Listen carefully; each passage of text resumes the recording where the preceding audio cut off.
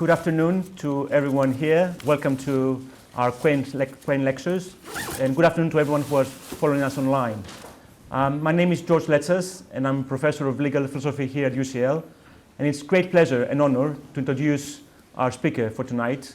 Tonight is the third Quain lecture. Our speaker is, of course, Professor Peter Railton, who is the Gregory S. Kafka Distinguished University Professor at the University of Michigan. Today is the third and final lecture.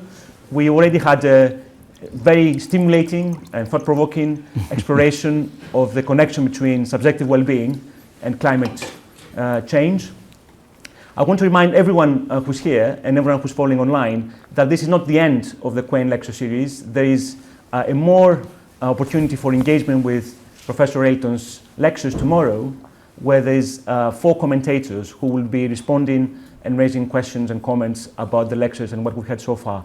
That seminar is tomorrow at 1 o'clock, so please, those of you who can, please join us for that. So without further ado, I'd like to pass the floor to Professor Peter Railton for the third lecture. Peter, over to you. Thank you.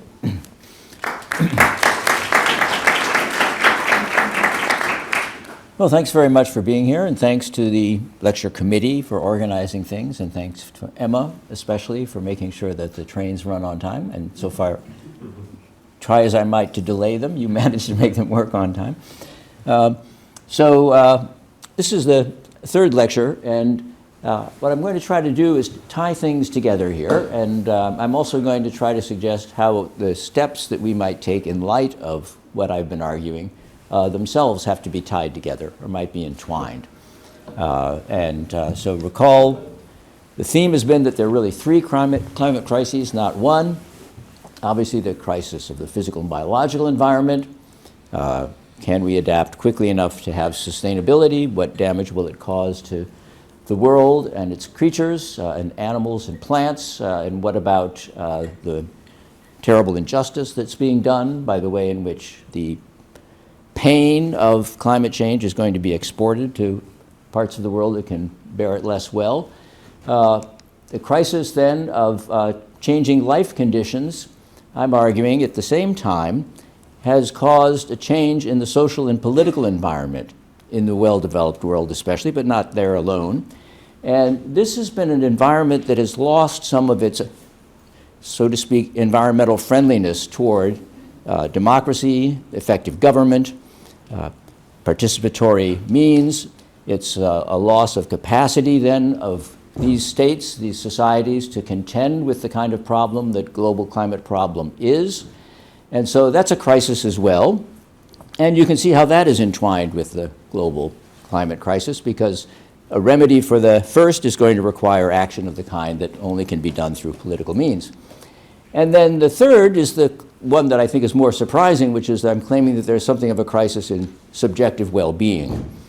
And this is a driver for the second crisis. It's been a driver for the crisis in politics and society. And I think it's a condition really for a successful program, a long-term program on the question of climate change, that we do something to contend with this crisis in subjective well-being. Now, I'm claiming that these are entwined, that making progress on one will require making some progress on the others. That's the bad news. The good news is that the ways that they are entwined may also make for the possibility of entwined solutions.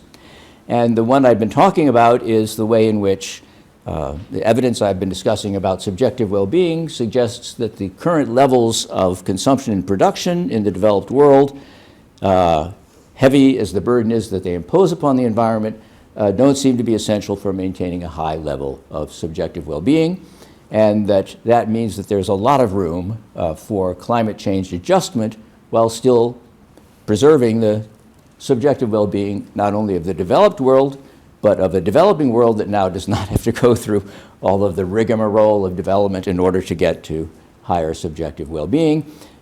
Instead, they can develop in more sustained ways, in ways that are more human capital intensive, and we should follow their suit. Okay, Jean-Luc Godard said it's necessary to confront vague ideas with clear images, and I've so far been giving you a little heap of vague ideas here. I put them on the table in front of you. And so I've been trying to do that. I've been trying to give you some clear images with which to think about these. Some of them are data on subjective well-being, and I hope that these images will stick in your mind or have stuck in your mind, having to do with the declining curve of subjective well-being with respect to wealth or income in the various nations of the world, the relative constancy of subjective well-being despite the huge increase in gross domestic product per capita in the United States and in the developed world in general, the fact that the components of subjective well-being that are effective do not seem to show an increase once we get beyond a certain level of sufficiency in income, and that there are certain life events which have a mild effect on subjective well-being, which then restores to the original levels. But there are other events which cause that to go down over time. Subjective well-being goes down over time, and we have to be especially concerned about those because they could cause a secular decline in well-being. And we've also looked at the affective system and these snapshots of it calibrating to probabilities and reward values, the way in which the affective system is the front line for processing information and evaluating information as it comes into our mind, which then shapes the way it's going to be processed by higher order cognitive processes, the way in which even an animal like a rat is designed to do perspective guidance, mapping the world around it, populating with reward values, and using that information along with probabilistic information to guide itself in its choices. And finally, that affect itself is a complex process. It's a process of appraisal, and it's a process which, by understanding it, you can see why in the mind's design it's a central process and why it is that information will go through the affective system. And then finally, we've looked at some snapshots of the developed world, especially the United States, and in particular, changes in the developed world, which I'm claiming have a relationship to the problem of contending effectively with climate change, intergenerational mobility, inequality, growing inequality, and the sense of a future being better than it has been for ourselves, being a declining feature of the middle class. Okay, so those I hope are images which are clear enough. The data obviously are murky because data are always murky, and the interpretations are even murkier, but they give us a little bit more of a foothold when we're trying to discuss these vague questions about well-being and climate change. So I don't, and I want to emphasize this, I'm not doing this because I think subjective well-being, the magnitude that's measured by the kinds of devices that we've seen, I don't think that's the whole of well-being. In fact, I don't think that subjective well-being in that sense is a theory of well-being. It's a theory of indicators. And these indicators may be more or less informative of the well-being of individuals. And what I've been trying to show is, given the design of the affective system and given the pattern that seems to exist in the data about subjective well-being, they're actually quite informative about what well-being would be like.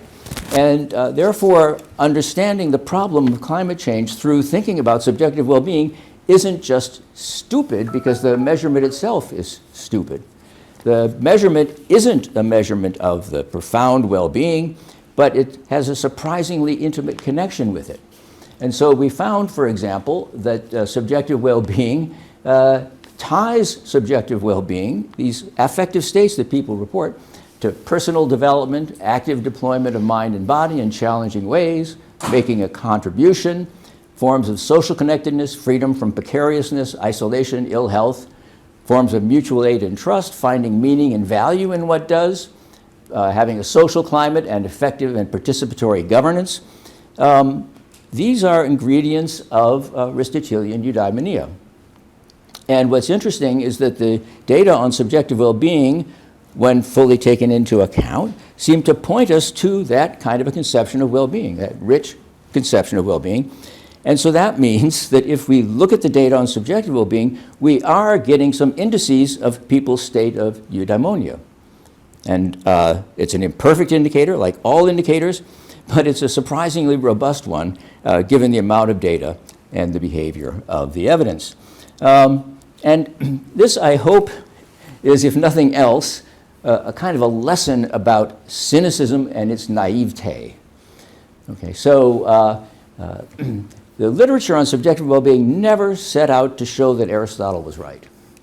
That was not the idea. They were looking for a magnitude, and they were looking for a magnitude that would have predictive value, and they wanted to be able to use it in shaping behavior. That was their task, and that's what they did. They measured and looked for predictive relations. They didn't know or even decide that they were ever going to uncover Aristotelian eudaimonia underneath, but they did. Now, a cynic, when first encountering these Aristotelian ideas of eudaimonia, would say, that's just philosophical piety. You know, you have this pious picture of all these good things, and you cram them into a life, and you say, well, that's a good life, that's a happy life. It has nothing to do with what makes people happy, actually feel some happiness in their lives. People like things like gaining goods. They like things like dominating other people. They like things like self-aggrandizement, the contempt for others, feeling superior to others, standing out away from others. These are the things people really like. That Aristotelian stuff, that's just a philosopher's hope.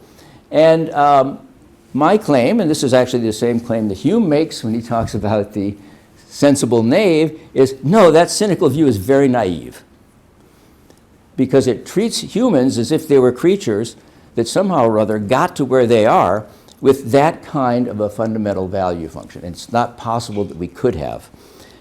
Instead, as Hume points out, it's the cynic who is duping himself and being naive about the fundamental complexity and way in which the human animal is integrated into a scheme of value appreciation and social engagement. So, cynicism is not ultimately profound, it's a superficial response, and the life conditions in which people experience greater negative affect, less positive affect, and lower satisfaction with their lives are experiences like simply having domination over others, having contempt for others, treating others with hostility. Those are not states that are high in subjective well-being. Okay, now at the end last time, we were looking at some social, political, and economic developments in the US and elsewhere that seem to favor a kind of a hostile, self-aggrandizing, nationalistic mood, prejudiced, non-democratic, and the argument was that that's quite toxic for trying to have an up-and-running, successful program of contending with climate change, not to mention it being a problem for running the rest of our lives. And so I was asking, how can we understand the developments that have led to this kind of change in climate, the toxic climate for these issues, and what might that tell us about what might be an effective response to the current crises? Can we connect them? Okay, and the first thing I suggested, and I'm now going to have to fulfill that suggestion, is that there is an ideology of happiness involved in the material conception of happiness. And that's part of the explanation of why it is that that picture has such a strong hold on us.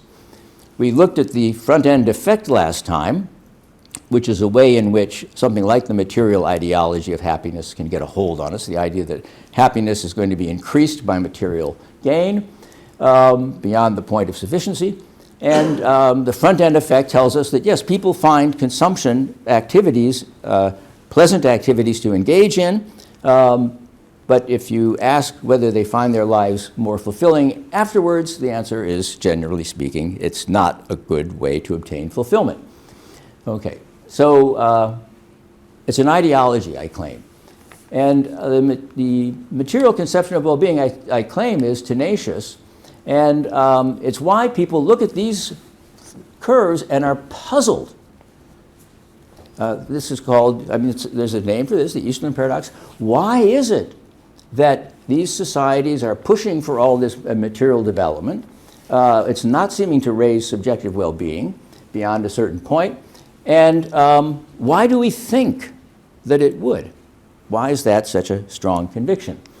And how did that conception arise, and what does that tell us about its tenacity? And this is the moment at which any historians will want to take a smoking break or something like that, because I'm going to say a little bit about history, and I'm not a historian, but I'm married to one, And so I'm very well aware of how far away anything I say is from actual history. But I'm a philosopher. What do I do? Okay.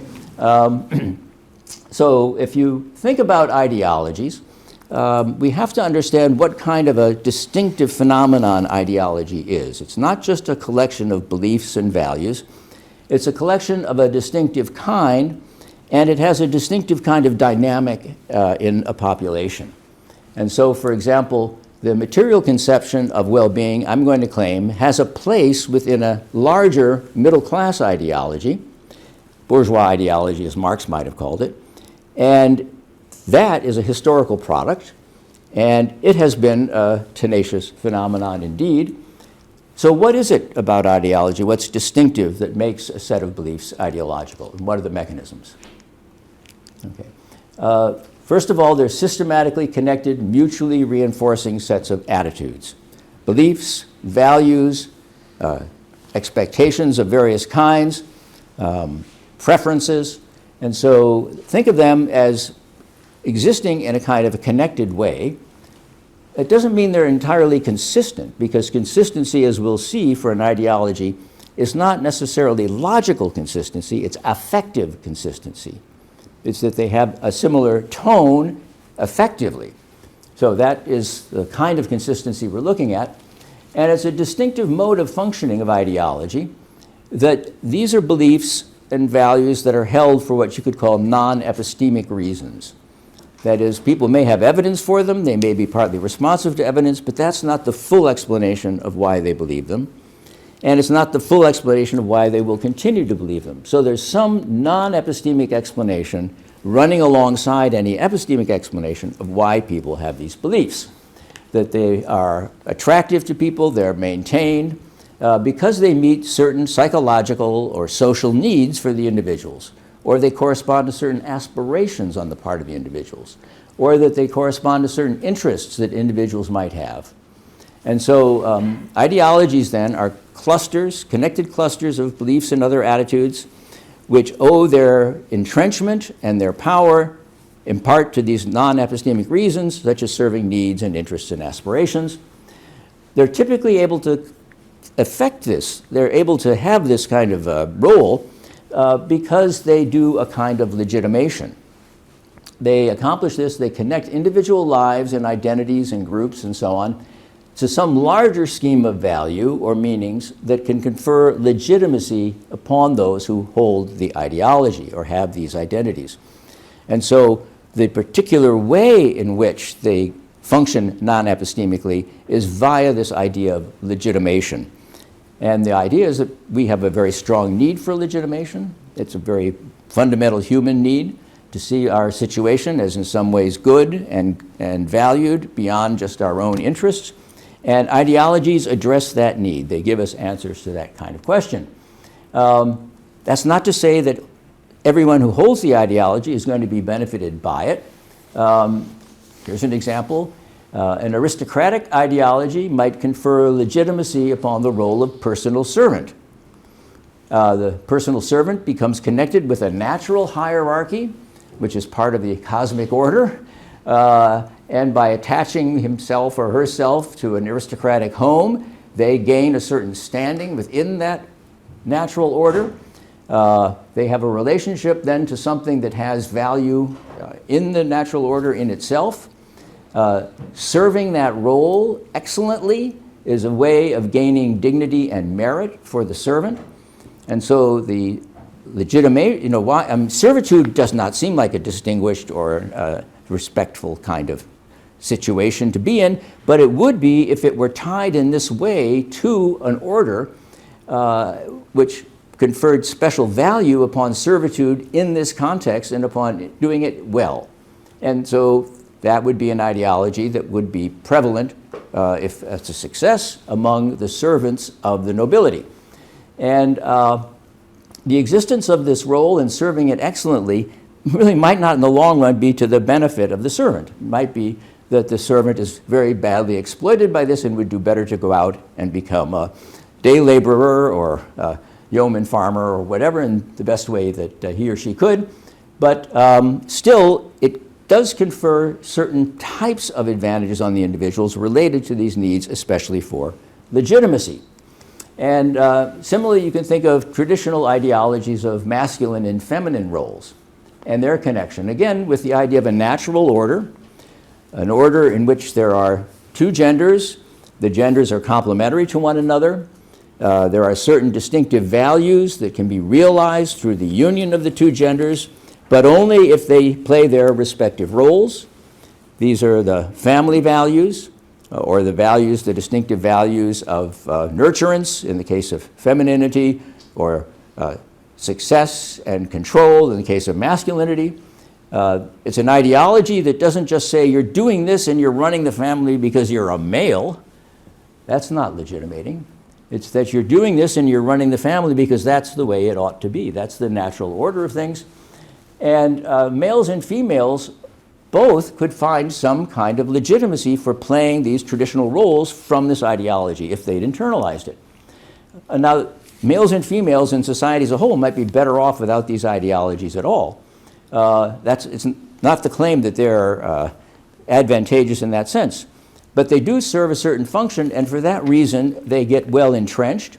And for that reason, when they get challenged, that produces a very strong normative reaction. So traditional women's roles, for example, women who inhabited those roles and accepted that ideology, initially found very confusing and threatening women who rejected it.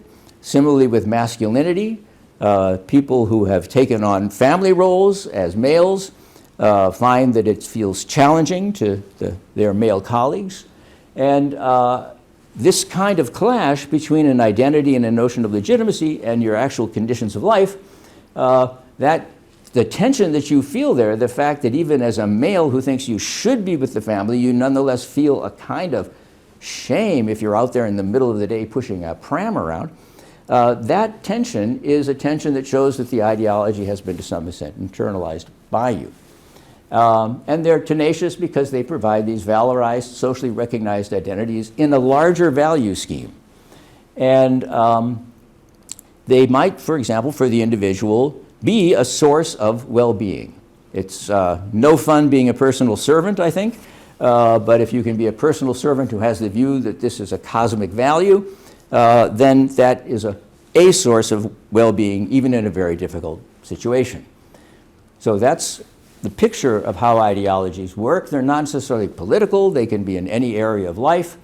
And these are effective because they provide a generalized framework or orientation for the individual to experience the world. And in that orientation, the world is a certain way, or it ought to be a certain way, or it's naturally a certain way, or necessarily should be a certain way. And disparities with that, incongruities with that, are in some sense defective. Now, this is a problem. For example, suppose I'm a servant and I find that I am profoundly unsatisfied. This just shows that I have not fully internalized the ideology. So it's a failing on my part to see how much the glory of the nobleman is being reflected upon me and giving my life purpose. And so the failure would be mine. And it's a feature of ideologies then that they define roles, valorize roles, put them in relation to one another, tie them to larger schemes of value, and then when there's sand in the gears, when there's incongruity, that gets resolved somewhere within the ideology, for example, by a deflection. It seems like this existence is not a satisfying existence. But that's because you have not fully accepted the role that you have in relation to the great value of the nobility. And so that's a way in which they have a kind of self-sustaining character, a self-supporting character.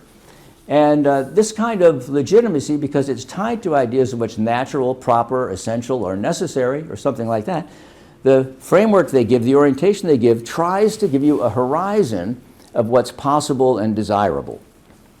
And so you operate within that horizon. And things that are outside that horizon are in some sense normatively unthinkable. So the evaluative systems that we've been looking at when we were looking at the examples of the mammalian mind and what we share with our animal relatives, that affective system is a system that generates not just values for the animal, but the equivalent of credences. It gives the animal estimates of probability, estimates of risk, estimates of uncertainty, and those are reflected in affective states within the individual. And so we should think that the affective system is a system not just of valuation, but a system of belief. And if you ask, well, but wait, don't beliefs have a different functional role from emotions? Say, well, what's their functional role? They take in information from the world, they calibrate to frequencies in the world, they orient individuals in terms of expectations and attention and inference. They provide a weight for calculating action, like an expected value. And those are all things that affect does. And we've seen that affect does that in a way that you would hope if it were a belief representing system, because it does calibrate. It responds spontaneously to evidence via error-based learning, and it does provide a decision weight in action guidance, as we saw in the case of the rat in the maze, and we see it in classic decision theory as well. Our language also reflects this fact about belief. We talk about beliefs in terms of degrees of confidence, amount of trust or distrust, certainty, doubt, credence, and faith, and so on. These are all affective states.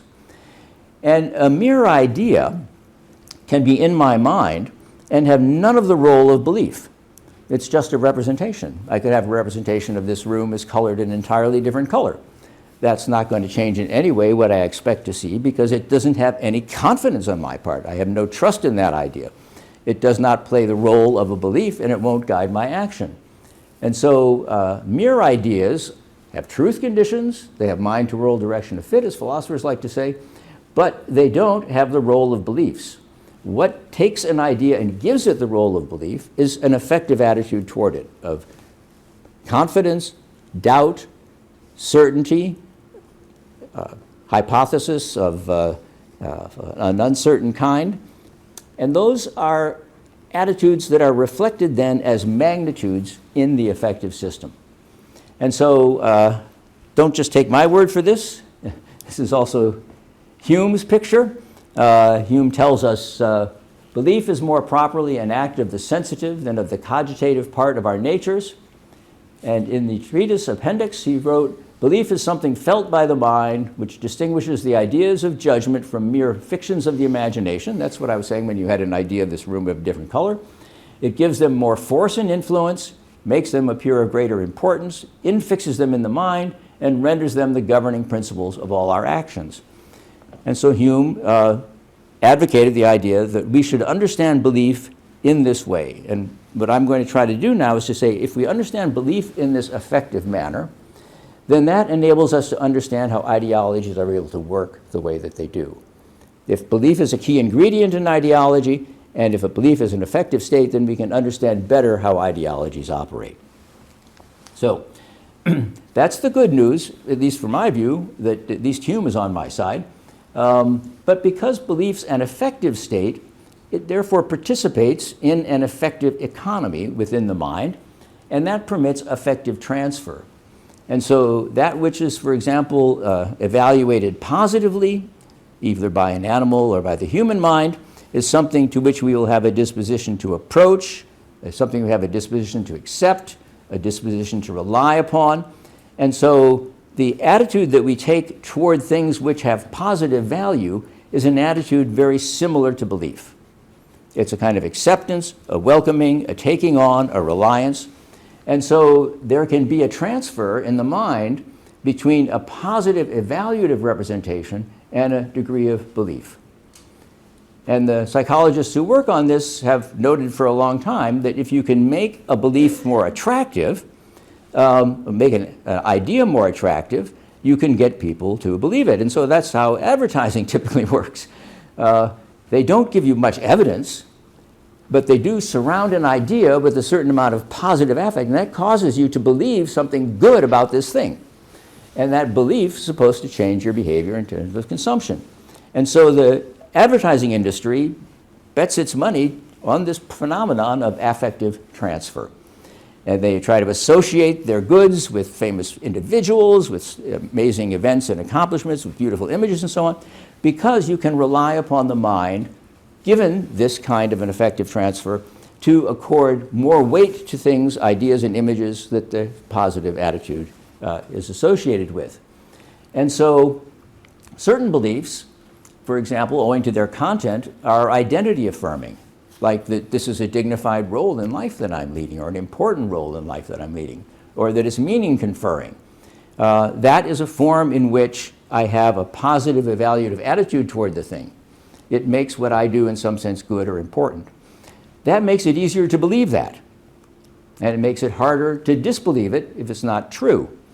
And so the way it works then is that a representation that plays a psychological role, that fills a need or valorizes in some way, attaches to it more credence and therefore becomes a more central part of the things that I hold on to.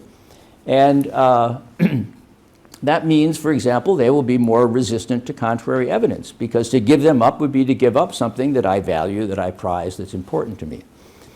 And so you don't have to think that ideologies work by brainwashing. They don't have to work by some kind of self-manipulation or some kind of a conscious deception, a self-deception. They can work via these familiar means. And it's a familiar means, and it's one that is entirely implicit. It's not as if the advertisers come out and tell you, we're not going to give you any good information about this product. We're just going to associate it with this movie star that you like, and therefore we're going to try to get you to buy the thing. They're not trying to work on your explicit belief system. They're trying to work on your implicit belief system. And that's the system that operates through this affective form. So,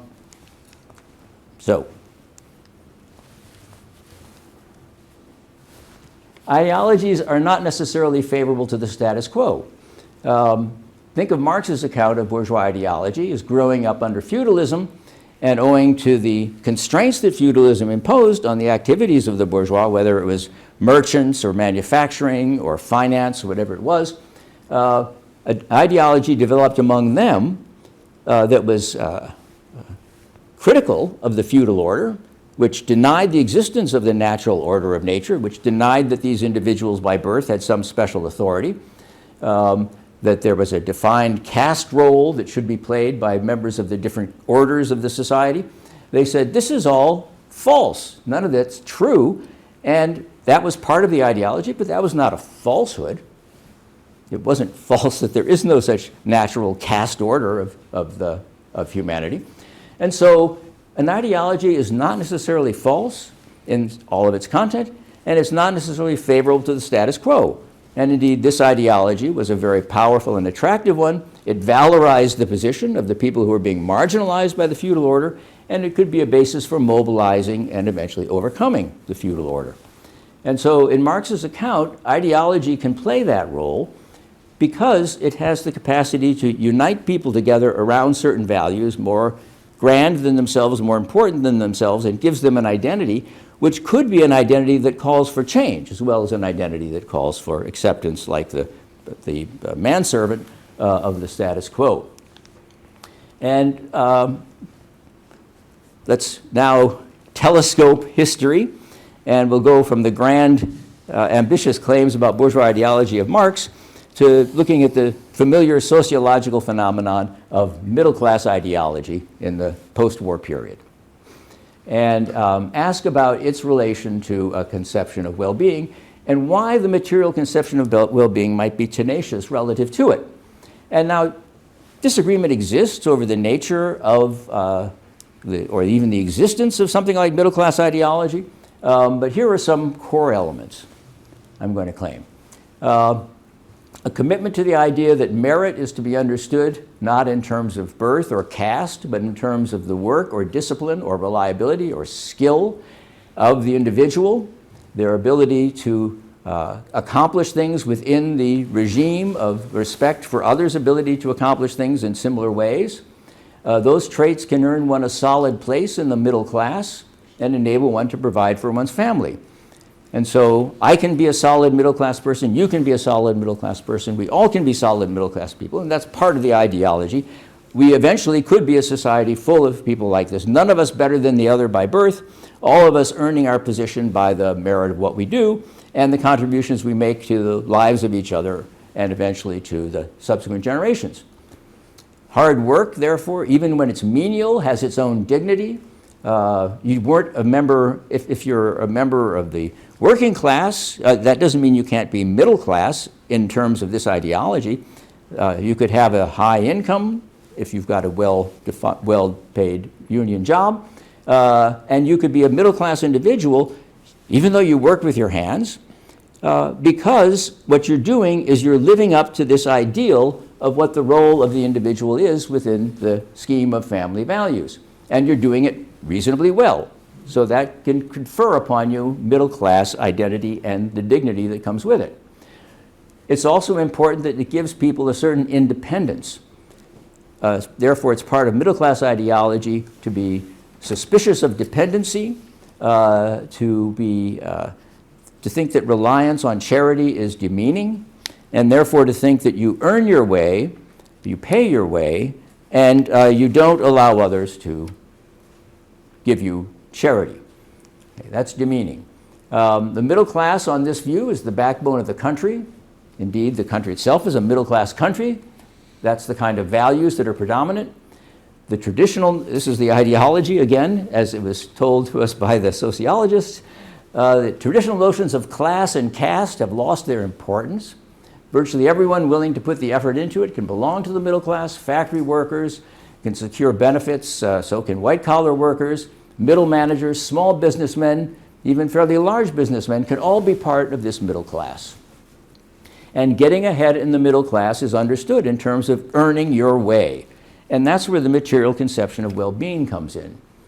Because a good life or a better life is a life of merit and a life of accomplishment. And the measure of that in this society is going to be your capacity to create goods, your capacity to acquire influence over others, your capacity to have a material standard of living that is high enough to sustain your role as a proper member of the middle class. And so the thought is you gain a higher income, you gain a larger house and social mobility through work. This enables you to make a better life possible for your children. And so that is the picture of a good life. And therefore, it should be the picture of a happy life, and it should be happier the more it achieves those goals. There are these family values of personal integrity and so on. That's the way we evaluate people. The politics is basically democratic and centrist. The protection of individual rights and liberties, the main function of government, not redistribution. Charity is a private matter. One can be charitable toward the deserving poor, but no one deserves a handout. One is a loyal citizen, prepared to defend the country against threats, but is not particularly interested in overseas adventurism. And the free market enables one to sell one's labor and be appropriately remunerated. So this is the constellation of attitudes that was typical of middle class ideology. And it was a kind of a social contract picture. We do our job, we stay within the rules, we do our job well, we work hard, and we're remunerated by a class position in the society that enables us to have a rising level of material existence and our offspring and so on. Okay, now as a system of effective attitudes, this is content that is not just about a description of society, it's the way society ought to be that is in some sense a natural state of society, but necessarily, and this is the Achilles heel of all ideologies, because it's a claim that isn't just an aspiration or a hope, but a claim about what reality's fundamental structure is, it generates expectations about how things should be in the lives of individuals. And those expectations can fail to be met.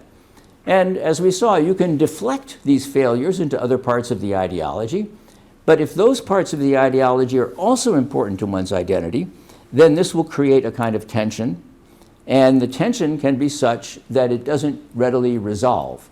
And we saw last time how a central element of middle class ideology, namely economic and social mobility, deteriorated in the US in the period after the inflection in the 1970s and 80s and so on toward inequality.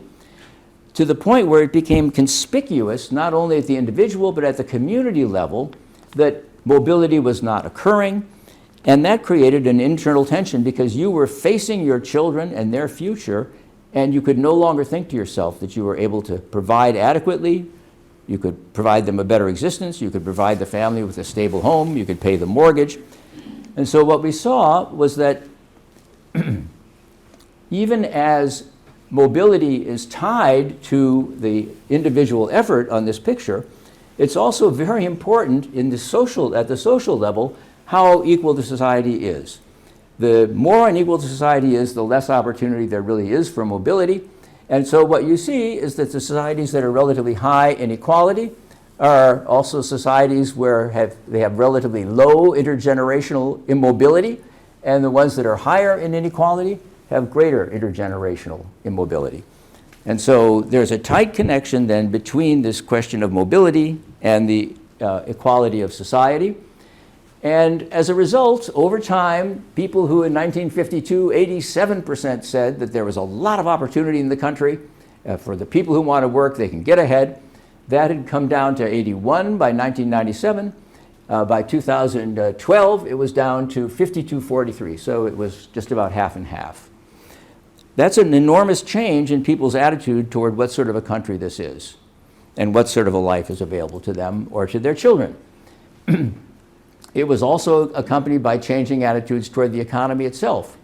People with high incomes continued to believe that the economy was helping them rather than hurting them by 69% to 10%, but those with middle incomes believed it was hurting them rather than helping them by 58% rather than 32%. Those are middle income individuals, thinking the economy's functioning is hurting them.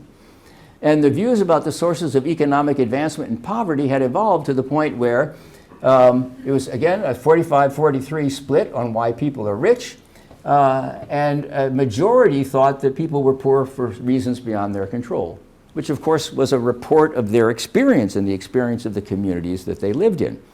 And so undermining mobility and belief in mobility undermines confidence that the economic system is doing what it should do, playing its part in the great bargain to make your life better and the lives better for your children and so on. How does something like this aggregate change show up in experience?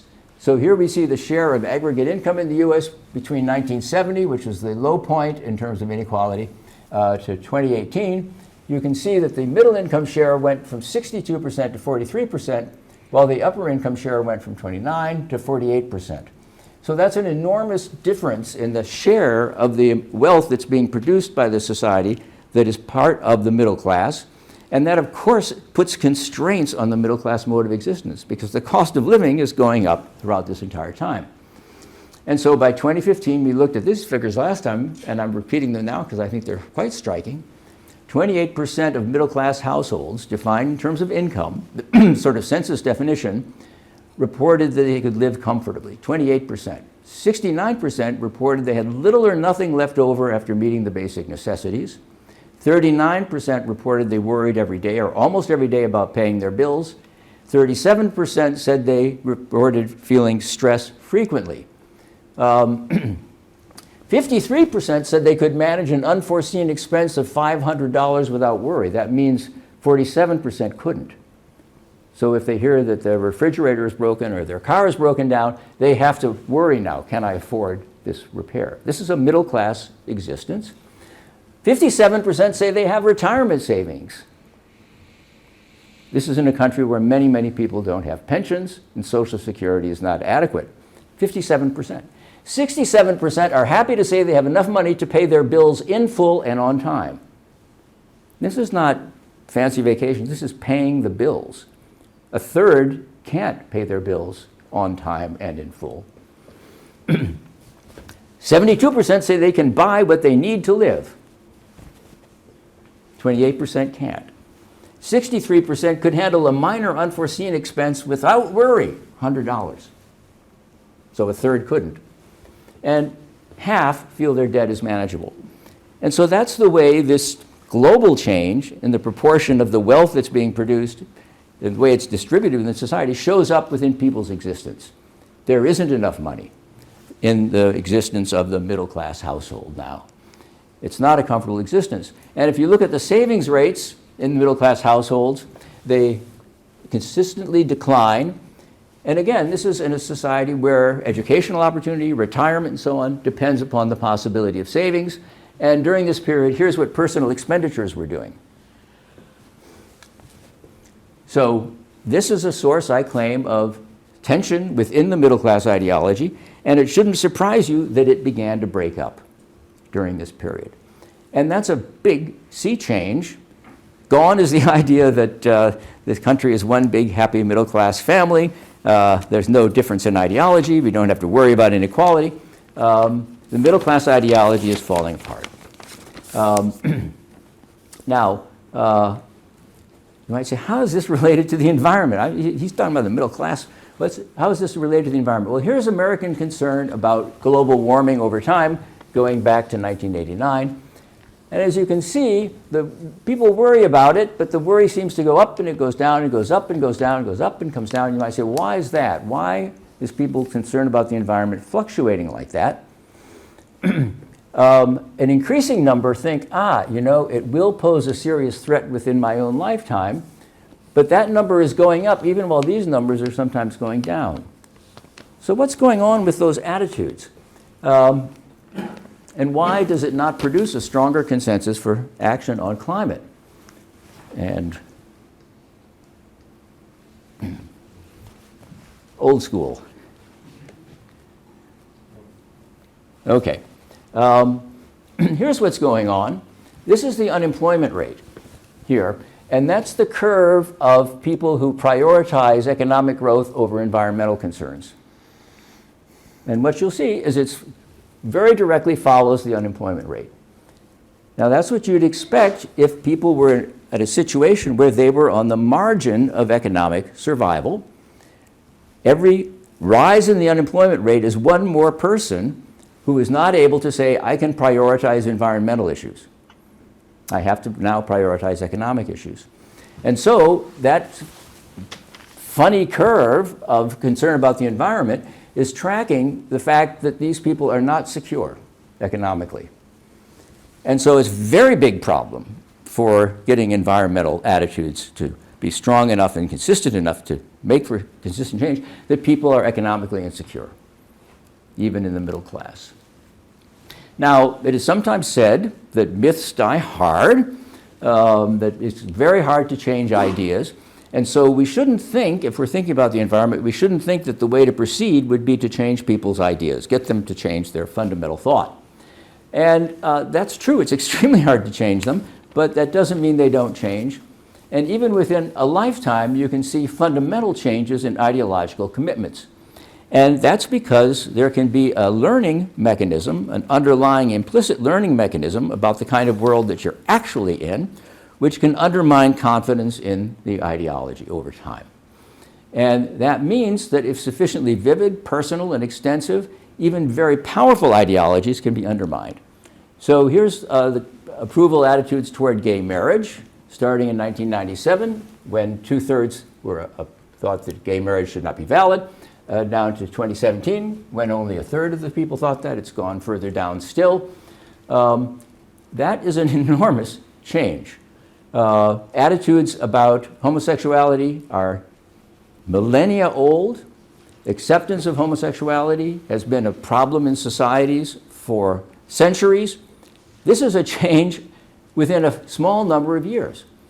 And you might say, well, how could this change have taken place? And one explanation is that the members of the gay community used their courage to make themselves known. And people learned that they had been experiencing all their lives life among gay individuals.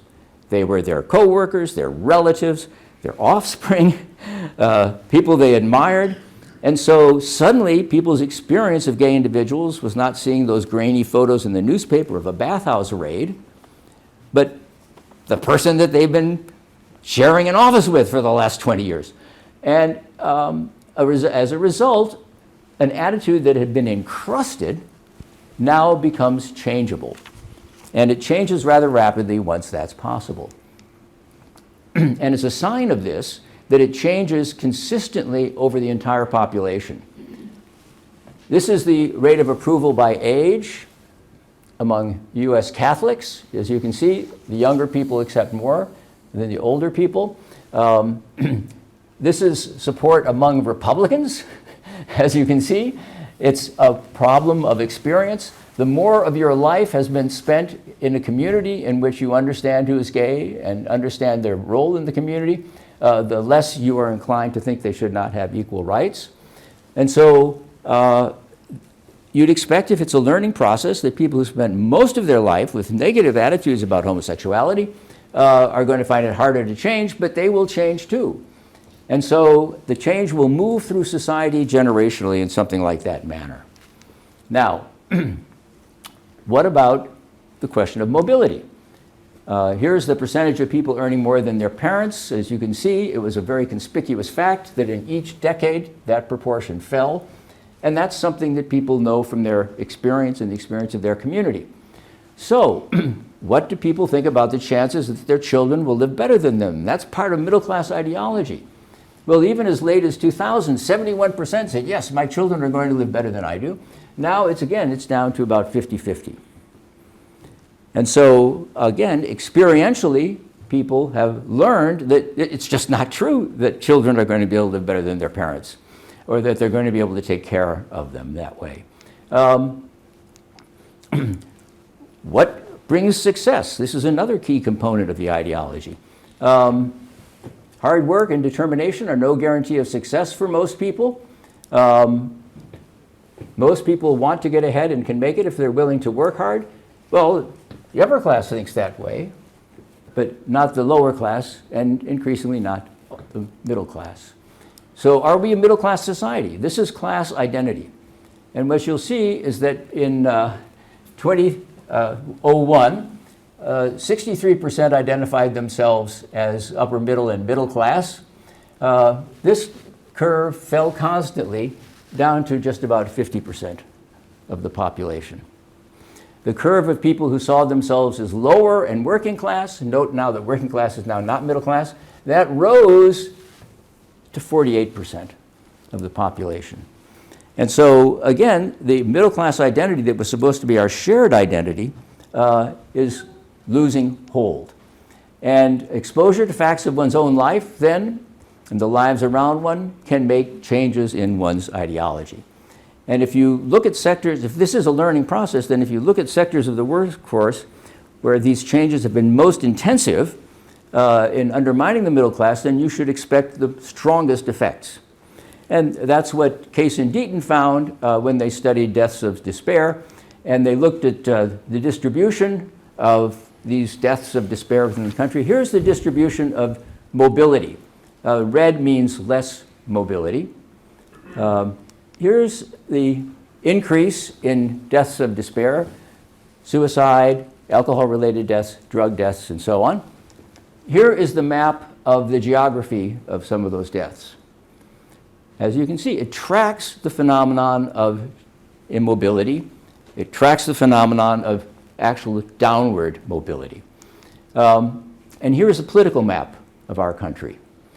And what you'll see is that the Republicans indeed do a very good job of capturing that constituency, but it's a constituency with a shrinking economic base, and that's going to make it more and more inclined toward thinking that the system is not something they have a good stake in. So the second crisis in social and political processes, which create conditions that are not so favorable to democracy and efficacy, a contributing factor, I would say, has been this decline of middle class and middle class ideology. Here you can see that it's not just a US phenomenon in terms of rising inequality since the 1960s and 70s. And here you can see that it's a world phenomenon. The negative affect is rising and satisfaction with life is falling generally. And that's not good news for the environment, because people in that condition are not disposed to want to put off goods now in order to make investments toward a greener future. It's undermining of that aspiration. Okay, so what about inequality and partisanship and political efficacy? The blue curve is the income share of the top 1%. The red and green curves are the curves of polarization in the US Congress, as you can see. Going back to 1913, there's a very nice track. Inequality produces polarization. Polarization produces inefficacy and corporate capture. Here is a cross-national comparison of effective polarization and inequality. You can see there's a definite relation among the most developed nations. Here are other forms of inequality and political polarization, positive correlation with inequality. And political polarization then is a continuing obstacle for governments to act effectively to sustain the kinds of policies needed for environmental change. And that is not gone unnoticed. People who are measured now, trust in his government is now at a historically low ebb. And 57% of Americans agreed in 2017 with the statement, the system is failing. Okay. So, more bad news in terms of efficacy in governance. What about democracy in governance? Notice that this curve started falling around 2010. This is a measure by the Freedom House Foundation of Democratic Institutions and Civil Liberties in the United States. Here is inequality in Europe over a 15-year period. And these blue bars, the dark blue bars are Europe. And you can see the decline of democratic institutions in Europe over the same 15-year period.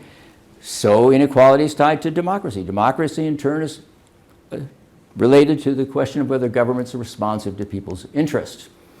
So that suggests that our choice is going to be, if we want to do something about climate change, we're going to have to work through the political climate.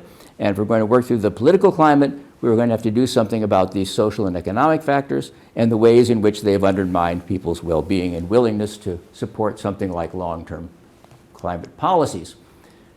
Is there anything in their experience that can do the job necessary? And there is. Extreme weather events are having it seems they're having a major effect on people's views about the environment. They've become hard to ignore. And they meet the condition, therefore, of a kind of experiential event that you can't easily deflect or rationalize away. So here is a correlation between the reported opinion change on the environment and the importance of the environment, and factors like hearing people talk about the weather, watching the news on television, and so on. It's a very nice positive correlation.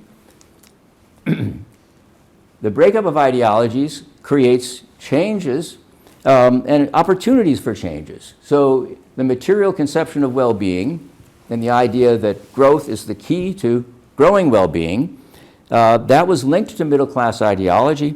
If middle-class ideology is no longer solid, then maybe that conception of well-being can also be changed.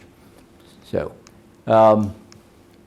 you might think, but wait a second, don't we know that people rationalize? And so yes, indeed, if you ask Republicans and Democrats about whether they've experienced extreme weather events, Republicans are less likely to say so, nationwide. Democrats are more likely to say so. Who knows where they were during those heat waves? But the heat waves were really heat waves, and you had a similar heat wave in Europe in this past summer. And the opinion toward climate change is real is now shifting dramatically within these populations. Something is getting through, and it shows a nice generational change. If we look at Republicans who are aged 18 to 29, half of them think the government is doing too little to reduce the effects of climate change. And there's a strong majority of support for pro-climate measures. If we ask about whether people support subsidies for cleaner forms of energy, Republicans and Republican leaners now say yes. If we look at where the change in attitude has been greatest on the questions of the environment, the attitudes have been greatest actually, here you can see 15, 20, 21%. These have been the largest changes in the population, have been among the Republicans. And weather can be a very persuasive matter on the question of urgency. So here's Florida. Here are extreme weather events in Florida. Here's how Florida voted. So even in Republican areas, people are experiencing these extreme weather events, and as a result, attitudes seem to, on the climate at least, do seem to be changing. Okay, so any steps forward? Well, I could have a long list for you, but that list would get more and more improbable the further I went down it. So I want to just mention one seemingly very prosaic matter, which I think is very fitting for this occasion, because I've heard something about the history of this building, and I understand that this building was at one time a Union headquarters. If we're thinking that what we need to do is reconstitute the middle class, the question is, well, how do you do it? You don't just go out and say, build the middle class. You've got to find mechanisms that have a reliable association with preserving the standing of the middle class. Here is union membership rate in the US and the middle class share of aggregate income. Here is union membership in the UK and income inequality going back to 1908. And what you'll see is there's a very good relationship, an inverse relationship between the amount of union membership and the amount of equality in the society. It's a union. They aren't talking about economic equality. They're talking about wage issues and working issues. That's right. This is how you get equality. And you get it through organized means, but the organized means have to have power. And have power, they have to go through the workforce, and they have to go through the actual productive capacities of the country. And so a union movement can have a remarkable effect on income inequality. And if you can have a remarkable effect on income inequality, you can have a remarkable effect in restoring middle class situations. Okay. Here is the American approval of labor unions by party. Of course, Democrats approve, but Republicans now, 47%, have some approval of labor unions. Many of these Republicans are members of the New Republican group, and they weren't working in the plant where the battery for this clicker was made. So here are the countries with the highest trade union density in the OECD: Iceland, Denmark, Sweden, Finland, Belgium, Norway, so on. Is there anything that's familiar to you about this list in terms of inequality? Yeah? Is there anything familiar in terms of subjective well-being? So here are the top countries in terms of subjective well-being: Finland, Denmark, Norway, Iceland, Netherlands, Switzerland, Sweden, so on. It's the same, essentially the same group of countries.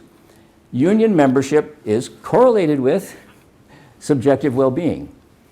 It's correlated with reducing inequality. And these are also countries which have a higher degree of support for environmental concerns and have taken more steps toward reducing their carbon footprint. And in fact, even though their carbon footprint is smaller per capita, they've done more as a matter of change, percentage change, than the other countries in the world. So maybe one thing that we could do, if we're serious about climate change, is think about the union movement. And I want to leave you with a thought from my own life. So my father, as a young man, was a journalist, and he was working in Chicago, and he was sent to Detroit to do a report on the auto industry. And he had been a young man who lived in a mill town in New England.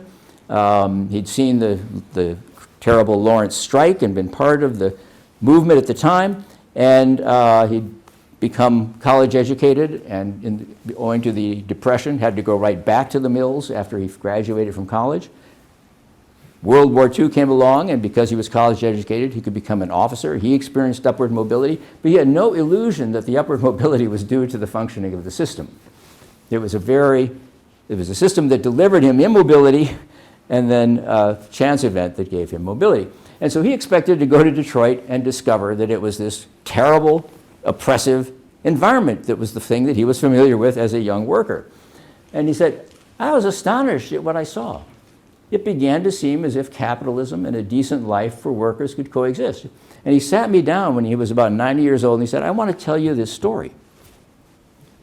And I don't know if he told it to others, but he definitely wanted to tell it to me. He said, union and management could meet together as co-equals. They can negotiate things. The workers could have secure employment. They could send their kids to high schools and college. They had some leisure time. They could save up for a cottage on the lake and maybe a little motorboat. They could retire with a pension. They had medical care. They didn't end their living work as broken down individuals who had a very short life expectancy. And he said, I was completely shocked. He said, I thought I had seen the future. And then he said to me, I was seeing the past. And what he was seeing was the result of the work of, for example, the union movement from the 30s onward, and constituting a genuine working class, middle class. He thought that that was a potential future. They could buy the cars that they made. Indeed, in the end, it was the union movement that gave way, and the middle class that did as well. But we're here. That's not fate. Maybe there is a future that we could see there too. Thank you.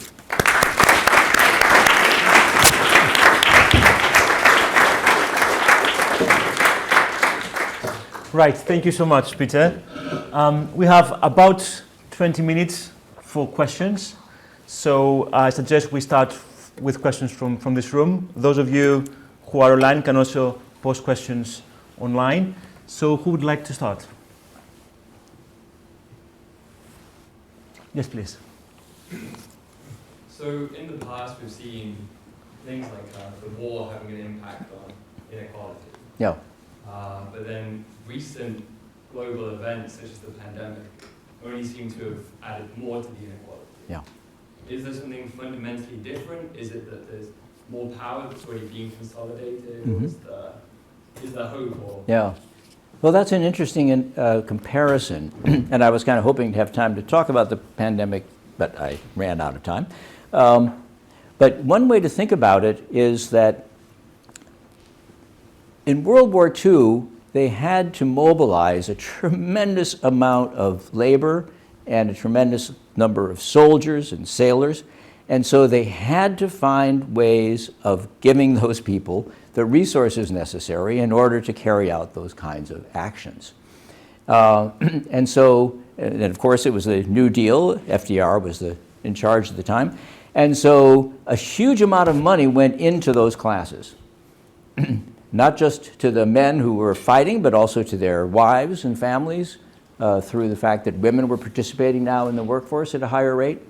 And so in order to wage the war successfully with broad public support, you couldn't make the working class suffer in order to support the war. And that led to the huge decrease in inequality. But notice that inequality continued to decrease even in the 50s. So it wasn't just the war. In the 50s, there were strong labor movements in the United States and Europe. And inequality continued to decline until right about 1970 or 80, when the new tax system came in, antitrust stopped being seriously enforced, and a number of changes worked their way through from the top of the economy down. And from that period, wages for the working class basically stagnated while cost of living increased. Now, what about the pandemic? You would think, boy, you know, what we really need for getting action on global warming is some kind of a crisis that affects everybody right now. And they realize the necessary for action now and together, because the only way to stop this thing is to work together. And so you can think that there were societies that did that. There are a number of countries where they did that kind of thing. And they had very low death rates as a result. They had less effect on their GDP, less effect on their economic activity, because people were willing to accept various kinds of constraints. They could remain much more mobile. So those societies managed the pandemic the way you might manage a war. Everybody has to worry about contagion. People should get vaccinated. They wear masks to protect others. And those societies had higher mobility, less economic cost, and much less mortality and morbidity. Other societies took the opposite path, and as a result, had spectacularly high mortality and morbidity by comparison. And so which pandemic you got depended upon which kind of society you were in. It could have the effect that you're describing of putting people on an equal footing, in a sense, and calling forth a united effort. Or it could have the effect of polarizing the country even further if politicians want to take advantage of it. And of course, in societies that are already highly polarized, it's a perfect thing to take advantage of. Because one effect of losing your ideology is that opens you for thinking that something has gone terribly wrong with the world. It opens you up for conspiracy thinking. It opens you up for thinking that the people who are opposing you are responsible for your terrible condition, and therefore you can't trust those individuals, so it results in a declined trust. And so the very conditions we were looking at that undermine things like trust and social solidarity meant that the pandemic response was very different. Rob, next. Thank you. I wanted to ask about ideology. So two-part question. First, I wasn't really, well, let me say what I took you to be doing. I might be getting it wrong. But Yeah. essentially, in the middle part of the talk, you're saying there are these social scientific data about people's attitudes, people's subjective well-being, social practices and policies that are best explained by appeal to ideology. So what I was unclear about was what is the rival explanation that you have in mind that you think the ideological explanation is superior to? Is it beliefs that don't have these special features that ideological beliefs have, mere beliefs, as opposed to beliefs which have this kind of system that identity and quality? Or is it just something like innate human drives? Innate human drives, yes.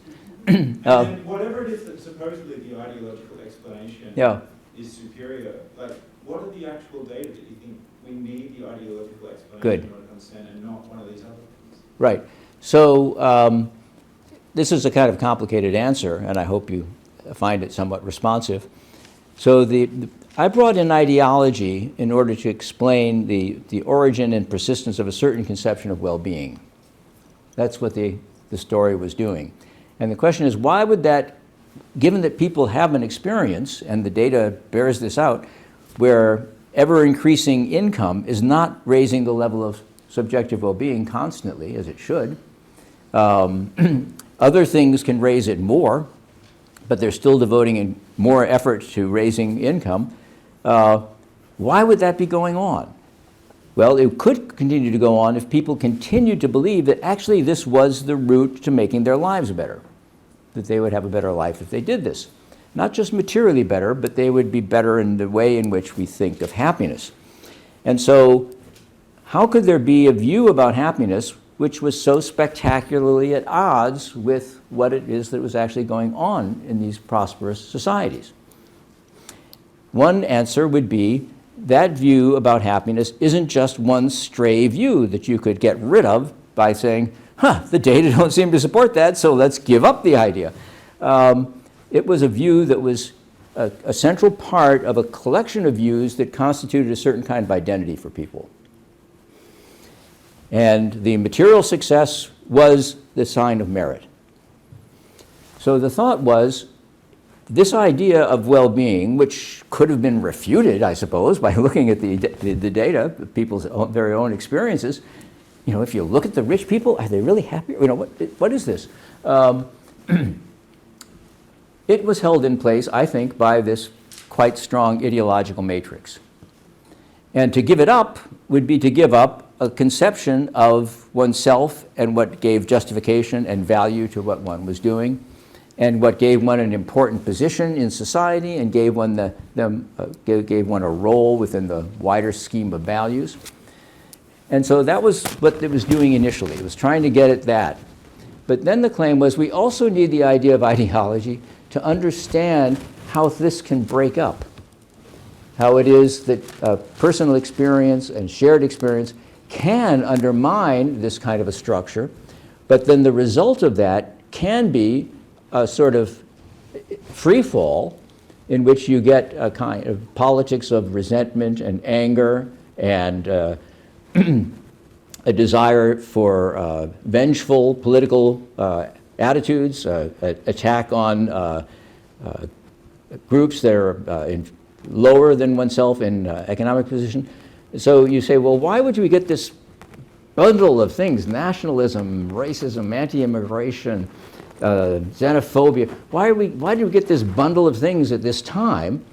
And my claim was, well, when you take away an ideology, it was the main source of people's self-identity and the main source of their understanding of how the social contract worked, and you pull that out from underneath them, you should expect that the people who suffer the most as a result of that are going to be liable or vulnerable populations for very vengeful attitudes.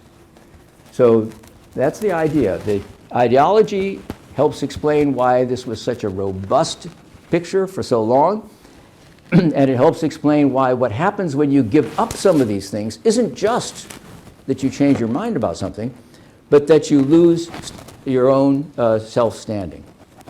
Does that help? Yeah. And so it would be, the alternative explanation would be, well, I don't know, these things all happened at the same time. There's nothing, no particular nexus of self-conception or identity or self-valorization which unites them, but I've been trying to suggest that there is one. Thank you. Peter, we have a long list of questions now, so you might have to be a bit more brief in your responses. Okay. James is next.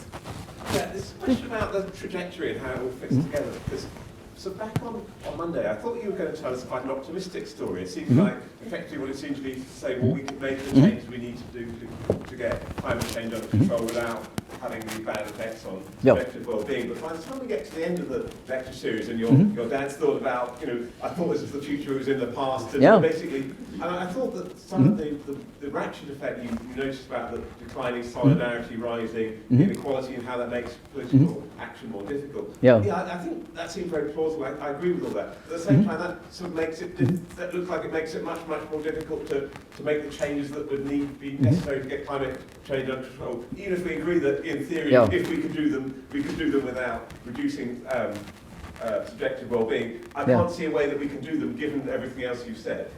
Well, what I was trying to suggest at the end was,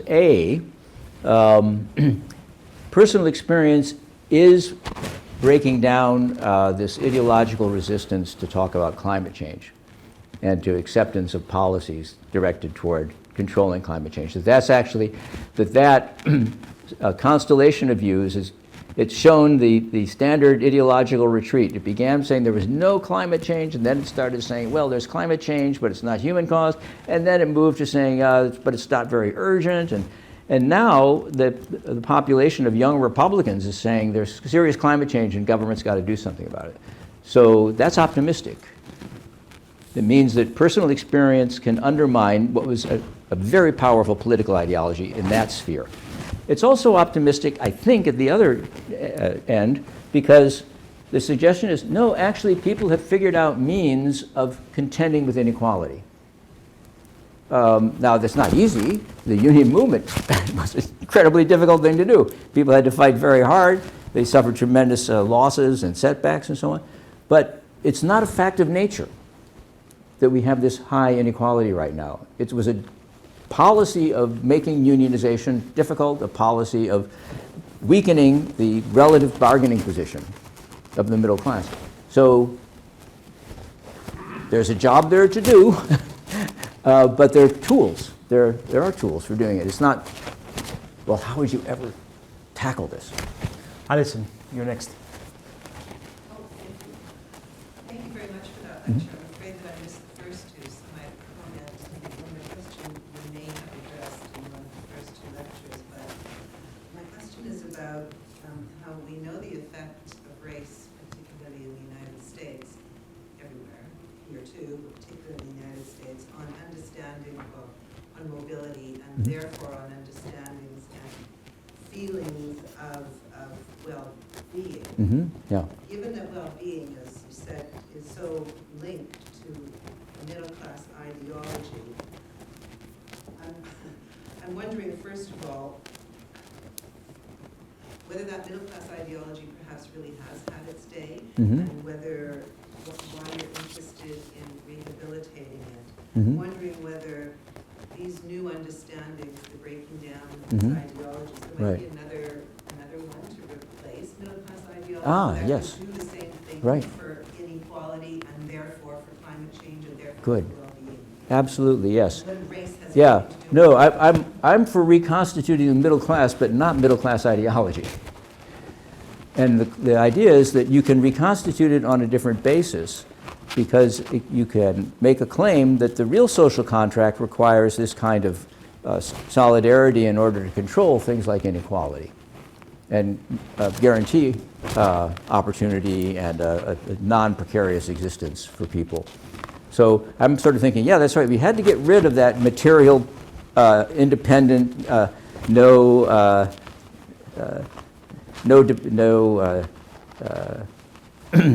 each man, each family, its own citadel.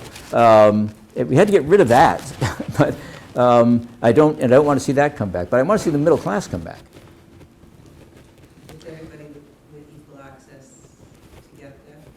With yeah, and so it means that the fight against discrimination is going to have to be aligned with this, and it means that the business of constructing a form of solidarity or a movement of this kind, I'm thinking is going to be part of the serious business of getting things done in terms of government equity, democracy, climate control. Yeah. So we have about 5 minutes left and 5 questions on the list. Okay, speed round. So, yeah, so speed round, 1 minute per question. You're next. No, 1 minute per answer. You didn't discuss something that one might expect a philosopher to have discussed.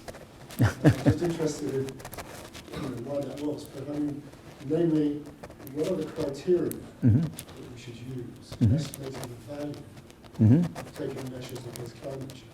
Mm-hmm. It could be classical utilitarianism, it could be rectificatory justice, Mm-hmm. it could be a number of things. Right. All of this crazy. Mm-hmm. But they have very different impacts. So Yeah. what value do you think Yeah. there is in trying to stop climate change? Yeah. Right. From disastrous if you're a classical utilitarian, it's so hugely important to do it, Yeah. especially if you think you're human beings count equally in all future generations. On the other, why didn't you discuss this? I'm not saying you should, I'm just Yeah. as to why isn't it? No, I didn't discuss this, and I was trying to be very ecumenical on this question of how we should understand the responsibilities of distribution, responsibilities of well-being, and so on. But I didn't discuss them partly because and this would be a very long conversation. I have quite a significant set of difficulties with the way in which that conversation has been set up. And so I'd be glad to talk to you about it. But the short answer is I'm suspicious of the terms in which that conversation has been set up. Quain is next. Thank you so much. Yeah. I'm wondering whether happiness might actually be a problem rather than a solution. Mhm. So one of the suggestions were that if we have more happiness, that means that we have more resources and Mhm. we can actually devote those resources to tackle climate change. Mhm. But one of the slides that you set Mhm. up showed that the worse things got in terms of actual environmental laws, then the greater the change was in Mhm. terms of how people did things. So Mhm. maybe if people were happier, they Mhm. would disassociate the two, Mhm. and actually it will be a problem Yeah. for climate. Right. Right. Climate change. Yeah. Well, the evidence about people are more open to new ideas. They're more open to programs to benefit the poor. They're more open to programs that have environmental content when they have higher subjective well-being. That's the attitudinal literature on this. And if you find a population that's extremely angry and negative and low well-being, they tend to be more resistant to these measures. And so it does not seem as if making people happier makes them more uninterested in climate change. It tends to make people more interested in the future, more willing to think about sharing things with other people, and more interested in nature, for example. So So I don't think it's unhappiness that's driving that change. What's driving that change is people are saying, this is happening now. And I can't deny that. It's an urgent problem. So it's not their unhappiness that's driving it. It's their sense of urgency, which was not there before. And I think many people would say, yeah, people have had a nice attitude toward the environment for a long time. They just haven't had any sense of urgency about it. And my claim is that experientially that seems to be changing. But it's not because they're becoming unhappy. Massimo, you're next. Thanks. So, I was wondering if you could say, you mentioned polarization. Yeah. I was wondering if you could say more about that and how it fits into the picture. So here's a hopeful interpretation of the sort of picture that you gave. Yeah. We are in the grip of these ideologies, and then cracks appear, Yeah. and then we are confronted with this fact. You realize that there's no need to be scared of gay people because we've been working next, to one for the past 4 years. Yeah. And then so these things become normalized, and then hopefully if we play our cards right, Yeah. then we can overcome and create perhaps a more positive view of the world. Yeah.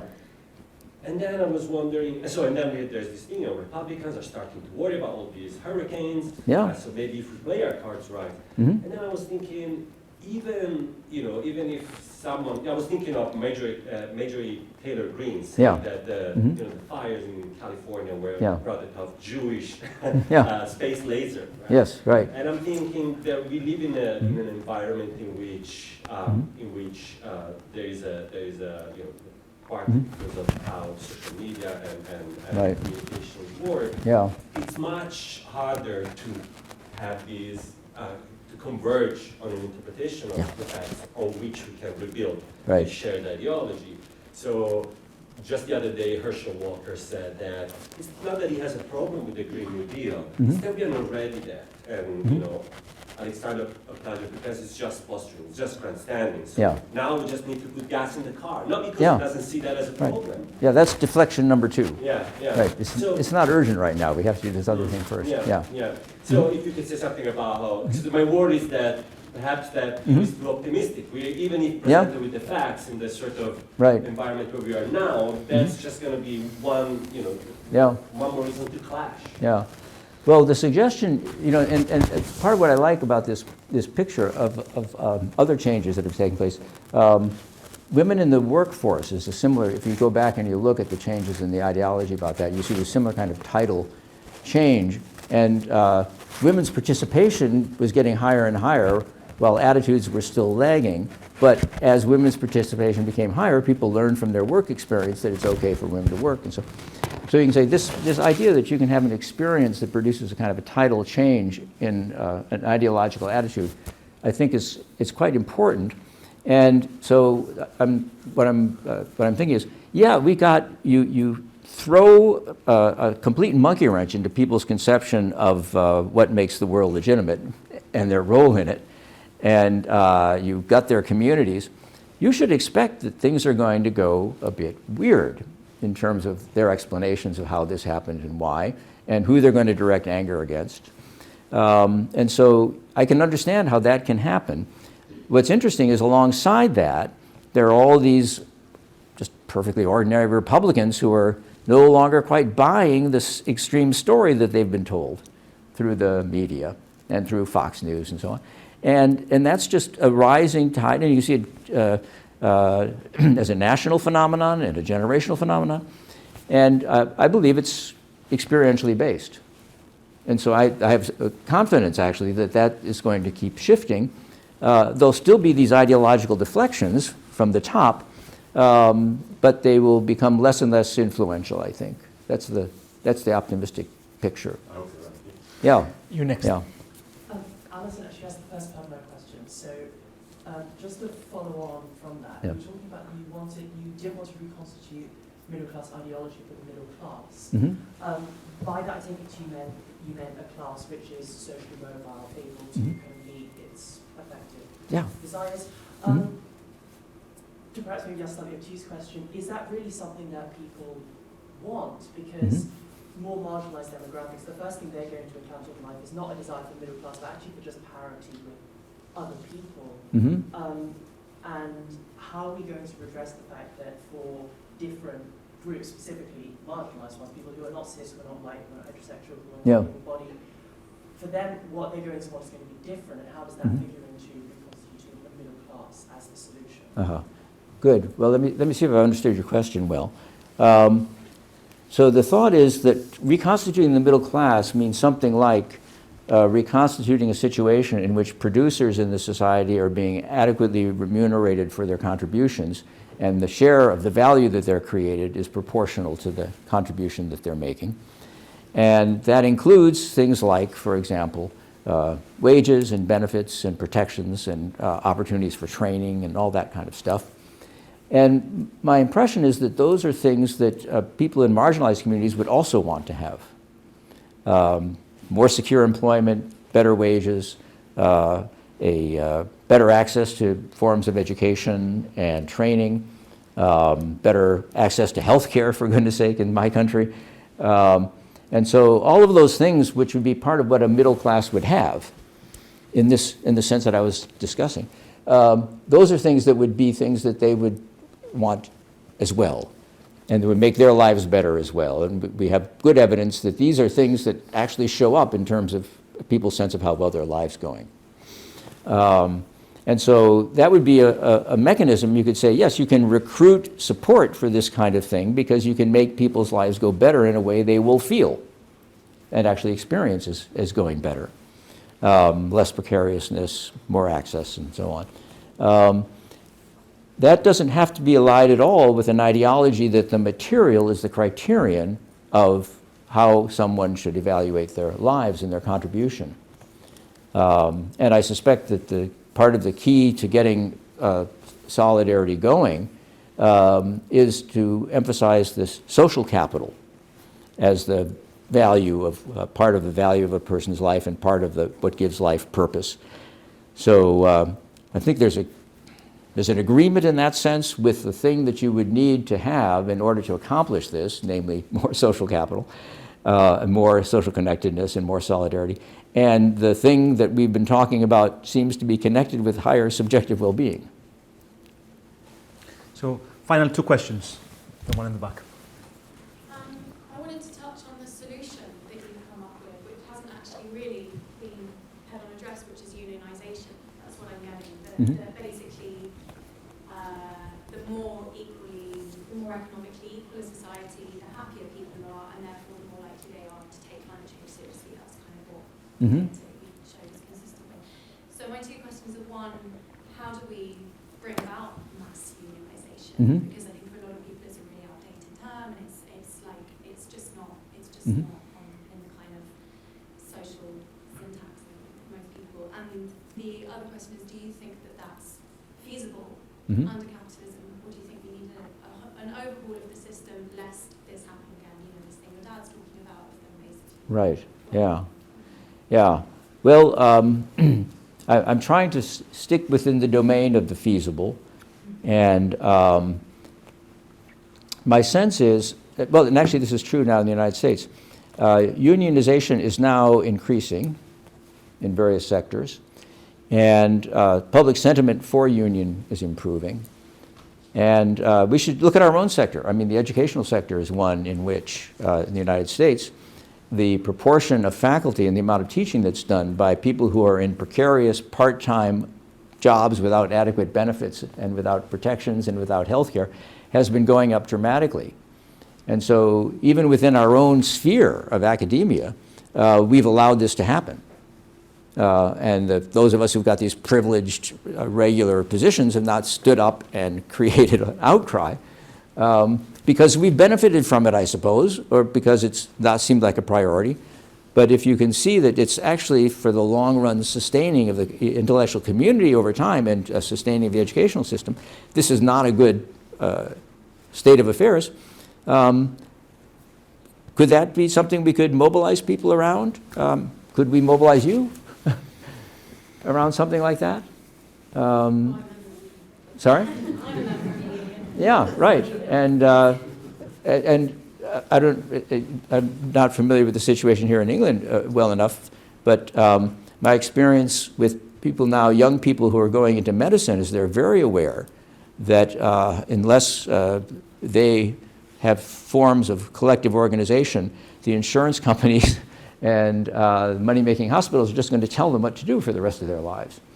And so I think there are all these opportunities for increasing the amount of union activity. And it's not the only thing we should be doing, or it's not necessarily going to solve this. It's just that if you think that all these pieces of the puzzle are connected, then you think that this is actually it's actually a critical one rather than just a separate or independent set of issues.